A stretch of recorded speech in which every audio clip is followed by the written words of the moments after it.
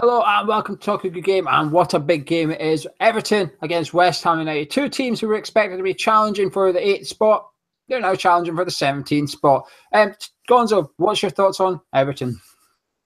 Well, I'm probably going to have to change whatever I was going to say. Not that I have anything planned, because it looks like Sam Allardyce might be going there. So, I mean, rotten luck, proper West Ham luck. They were terrible in Europe, terrible the other day. And just when it looks when we might actually get somebody who is in worse form than us, they're going to go and appoint a manager who's going to be desperate to prove a point by beating his old employers. So, what are Everton like? They're bloody useless. Did you see that diagonal backline that they had? Someone did a freeze frame. For those of you who haven't seen it, there was a freeze frame, and normally when you see the tactics board, Carragher or Gary Neville, they'll have all the back four stood in a perfect line, perpendicular to the touchline. Well, this lot were all completely at sea, weren't they? So they do look all at sea, and they look in a complete mess. So you just know that Allardyce is going to take them over and are going to beat us. Charlie, what's your thoughts on the Toffees this season? They have all the tools to be something a hell of a lot better than they're actually doing. They've got a lot of very, very good individual players. I think their summer was very good in certain aspects, but the people they did buy, I think obviously the biggest mistake is not replacing Lukaku. That's incredibly obvious. But the people they also did buy, who you think, oh, Pickford's a great signing, oh, Keane's a great signing, yeah, but they're not going to be at the level they need to be for another couple of years yet. They've got that time to grow. So it reminds me a lot of when Spurs sold Gareth Bale. They sold their big player and sort of got in a bunch of people who maybe didn't work together at first, but then over the next couple of years they'll get better. But yeah, it's not great seeing Allardyce there. All the ingredients, but no recipe and no chef, unless they get Allardyce. Charlie, Gonzo's touched on it. What's your thoughts on Big Sam going up to Everton? It's quite funny. I think it's the job it's the sort of level job he is desperate for. They are languid at the bottom. They're being terrible at the moment, and yet he will get any and all praise for just even dragging them slightly further up. And then if he can stay there for a longer time, he's going to have a lot of money to splash and a chance to prove that, you know, that amazing time he had at Bolton supposedly wasn't a one-off. But I'm not too scared about him being the manager this weekend if it goes ahead and happens. I have to agree. I think they've got some fantastic players. I was really impressed with their summer business. They need a bit of time. Allardyce taking this job would be a bit like Moyes for me. Two managers taking over clubs at the bottom with fantastic players, and come May, if they just survive, it's going to look like a success, and they'll get praised in the media. But to me, that's not a success. It's not difficult when you've got those type of players at your disposal. No team have conceded the amount of goals Everton have conceded at this stage of the season and stayed up, so not a great sign if you're a Toffees fan. And in the last 9 games, they've conceded at least 2 goals. So their defence is all over the place. But let's move on to West Ham. And again, we're going to start with the striker. Gonzo, Southampton scored 2 headers against them at the weekend, took both from crosses. No Hernandez. David Moyes has confirmed Hernandez is not back at training yet, so he won't be playing on Wednesday night. So you've got Carroll, you've got Ayew, Martinez and Sacco. We've been set up to play with Carroll. Gonzo, will you stick with him for this game? Well, I'd do something differently. What I think Moyes would do, I wouldn't have Carroll involved at all. What I think Moyes should probably do, bearing in mind, I don't actually think it's worked for him. I think I've been quite impressed with some of Moyes' work. I think in many respects he got the team organised really well in the last game, but I still don't think that the Carroll acting as the hub was working. I think a more efficient player in there, we possibly would have, you know, got a couple more goals. If Antonio's back and I was Moyes, he's looking for a physical presence up front who can head the ball, I'd possibly try and play Antonio up there if need be. That would maybe throw a little bit of a curveball. Plus, I don't think anybody south of the striker, if you like, I don't think anyone in the midfield or wide or at the back, I don't think anybody deserves to be dropped. So I think that would, probably solve the problem. Will Moyes do that? No, he'll probably just play Carroll again because he seems to want to do that. But that's what I would do. Charlie, would you be sticking with Andy Carroll? I wouldn't say that Moyes wants to do it. I think he's had no choice recently, apart from Tony Martinez, who's never gets in the game anyway. Would I stick with him to start with? Possibly. I mean, if we want to put pressure on that backline instantly and really test out how organised Sam Allardyce has got them, then Carroll's probably the best option for that to start, just because you know what we're going to do. We're going to put them under pressure with be it long balls and crosses, and we can really see if they are as organised as the Sam Allardyce team would get them. And if it's David Unsworth, then maybe that is the better option, to just pelt their defense, and see what cracks form, see if we can actually break that down. So I would probably start with him, but whether he'd stay on for more than 45 minutes, I don't know. The report suggests that Mikel Antonio is back for Wednesday, however, will be starting on the bench. I personally would start with Andy Carroll for this one, because I think from the difference between Watford, where he was atrocious, to Leicester, while he wasn't effective, but he was sort of working harder, a lot harder than he did. He did quite a lot defensively as well. I think, I'm not saying you want your striker tracking back, but there was at one point a Leicester player did stick the ball in the middle. It was a dangerous one. It was Andy Carroll that cleared it with his feet as well. So, but we're playing on Wednesday and we've got City on Sunday. And I wouldn't want to see Andy Carroll starting against Man City. I'd rather Saka or I'd rather save Antonio and have him against City, where we are going to have to break with pace a little bit. One player I want to see on the pitch, Gonzo, you said you don't want to see any other changes. I mean, Andre Ayew, what's he got to do for you then in order to get into that starting 11? Because I want to see him on the pitch, but I genuinely don't know how I would get him on the pitch if I start Carroll.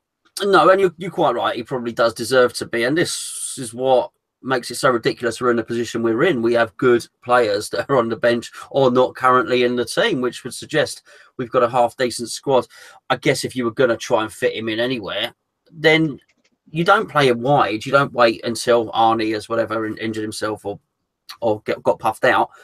I think you play him in Kiate's position quite possibly, or Obiang's position. You play him central somewhere. You play him behind the striker or somewhere like that. You find a central position for him where he can go into the box and be that late arriving poacher if you're going to play with that big man. What I would also say is an Ayew or a Hernandez would suit the way we're crossing. We set the tone in the last game. It was Arnautovic played a lovely cross. It was a real sort of in-swinger. It had whip. It had bend on it. These are not really the crosses that we've been putting in. The crosses that Andy Carroll would feed off. They're actually crosses for a front man, a quick front man to get in front. They're not hung up in the air for the big guy to knock down. So I think actually the way we're crossing would possibly suit somebody like Ayew, who whilst he's not the biggest guy in the air, can drift into the space and is quite good at heading. What I was going to say, actually, that's a good point. I was actually going to say the problem on Friday wasn't necessarily Carroll wasn't winning anything. It was the fact the ball didn't go in the air for them. I think actually we need to improve our crossing a little bit. If Carroll's on the pitch, we've just got to put it in high for him and let him bang it in. Charlie, I know you're an Ayew fan. Would you like to see him on the pitch, and how would you get him into the starting 11 if you think he should be starting at Goodison Park? I probably wouldn't start him, but you're right. I do like him a lot, and I think eventually he would actually be a better option to start up front than Andy Carroll. I just think that in this game, I prefer to see their backline tested instantly. So I would start Carroll in that position. But when I say would he get more than 45 minutes, that's because I'm thinking maybe we bring on Ayew at halftime once we know where their cracks are. Maybe we change it up, because sometimes one of the biggest criticisms we both spoke about with Bilic was sometimes he'd leave it too late for certain substitutions, and maybe he should make a sub at halftime to change it up, to give them something to think about. That's the sort of thing I'm talking about. Bringing on someone like Andre Ayew up front, who is incredibly good at finding the space. You know, everyone criticizes him for being, he only gets a poacher's goal. He only gets it in the 6-yard box. That's because he finds that space and he's good at that. So if you've got someone like Kiate charging in behind him, winning headers and whatnot, why not have someone like Ayew up front? But I wouldn't start him, but I would definitely look to bring him on as some sort of impact sub. Charlie, starting 11 against Leicester, is there any changes you would make that we haven't mentioned? No, not particularly. I think that's probably my 11, yeah.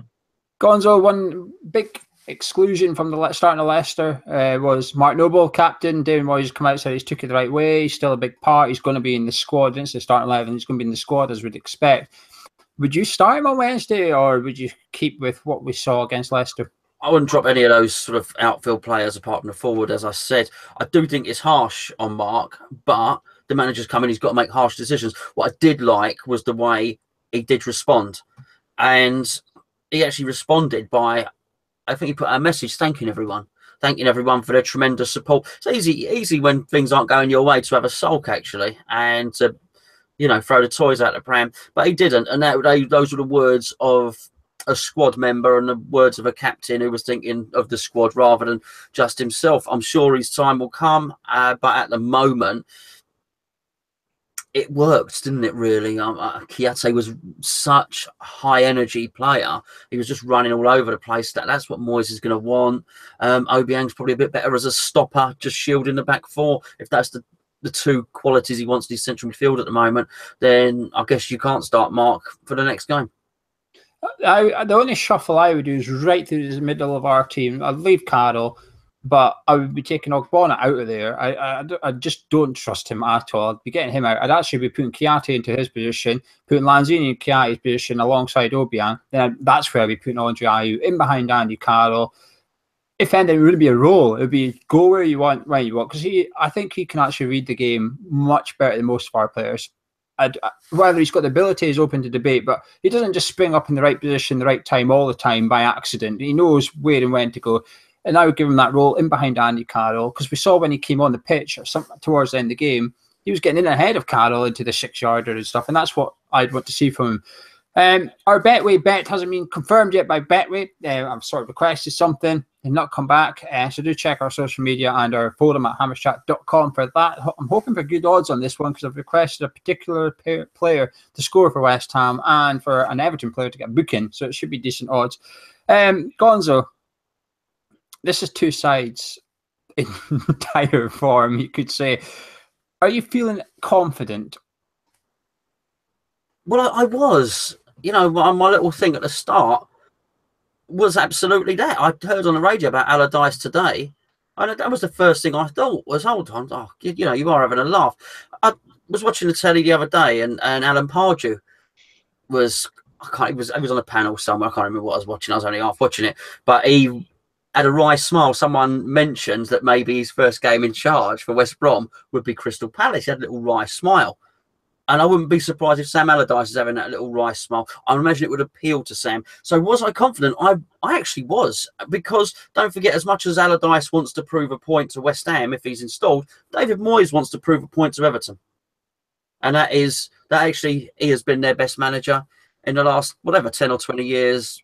Correct me for what, if I've got the timing wrong, but you know what I'm saying. He's got a point to prove.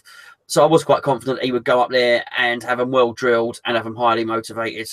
The Sam factor has thrown that confidence a little bit. Charlie, what about yourself? You confident? How do we win? I think it's quite funny what Gonzo said about them. We have their most loved manager and they probably have our most hated manager. It's quite funny how that switched around like that. But I think one of the big things about Allardyce coming in is they don't have an Allardyce striker right now. They've struggled to try and fit all the pieces they have together. They have like two great people who are just behind a striker and someone like Sigurdsson and arguably Rooney, but they don't have an out-and-out forward who is good at controlling it from the air. They don't have any of the sort of pieces Allardyce likes. So it's going to be really interesting to see how if he is manager, we're talking as if he is, how he sets up and how he deals with that problem, which would make me feel like he's probably, if he is manager, just going to set up very defensively and try to stop us. And let's be honest, if it ends 0-0, he'll flip and love it anyway. So I'm confident-ish. I'm confident-ish going into it. A lot more than I was last week, certainly. I think the only silver lining about Allardyce is he doesn't have very long. Even if he takes over tomorrow, he's only got one in a light training session with them at the most. I'd be very surprised if he took the game, to be honest. I think he might be a little bit savvy and say, I'll take over, but I ain't taking charge of this game. So if you get beat, it's David Unsworth's fault. But if you win, I'll step out and say I had a little chat with the team before the game and I've made my presence known around the training pitch. He's a clever man. He'll wash his hands of this and he'll take the praise if they win. He'll wash his hands if they lose and say, well, this is why I'm here now. You know, I'll take over here. I think all we'd have to do is we do against Leicester, but somehow be a little bit more confident in the final third, a little bit more adventurous, a little bit more risk-taking, and play to Andy Carroll's strengths. Should he start a little bit more? But the big one is what Charlie mentioned, and what me and Gonzo criticised in the Leicester review. Moyes has to make changes quicker. He has to react a little bit more. You know, it's no use putting Saka on 92nd minute. He's not going to do anything. And if he does, that's not a credit to David Moyes. It's just a complete fluke. He needs to be getting these changes on. Everton have a lot of first-team players out right now. You will not get a better opponent to play than Everton on Wednesday night, and we have to win. I think we will, actually.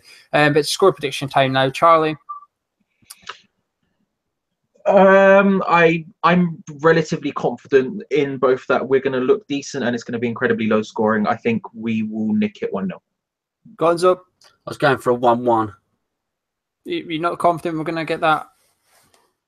No, confident to be wrong. I also think it's going to be one of those useless results which will be good enough to you know, going away to a ground that we traditionally don't do well at. Let's not forget.